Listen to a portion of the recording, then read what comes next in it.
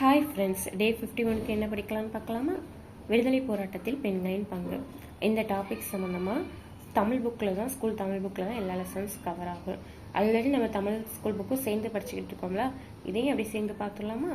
6th தமிழில் வந்து Velu Nachiyar, 7th தமிழில் வந்து விடுதலை போராட்டத்தில் பெண்கள், 8th வந்து காலங்கள் தோறும் இந்திய பெண்களின் நிலை, 9th தமிழில் வந்து தில்லையாடி வள்ளியம்மை, ராணி மங்கம்மாள். அதாவது இந்த காலங்கள் தோறும் இந்திய பெண்களின் நிலை வந்து ஹிஸ்ட்ரியில் வரும். அப்புறம் 8th தமிழில் வந்து இந்திய விடுதலை போரில் தமிழ்நாட்டின் பங்கு, அதுவும் இந்த ஓல்டு புக் வந்து 2015 எடிஷனில் தான். இந்த 9th தமிழ் தில்லையாடி வள்ளியம்மை ராணி மங்கம்மாளும், 8th தமிழ் இந்திய விடுதலை போரில் தமிழ்நாட்டு பெண்களின் பங்கு.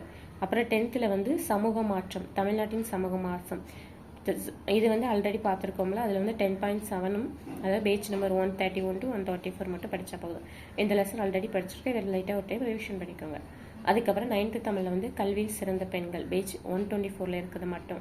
10th ஓல்டில் வந்து தமிழ்நாட்டின் சமுதாய மாற்றம், அதில் வந்து பேஜ் நம்பர் 112 to 150 வரை, இதை மட்டும் பார்த்தா போதும்.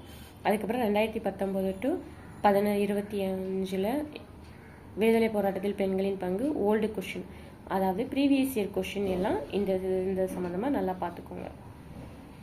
இதான் டே 51க்கு.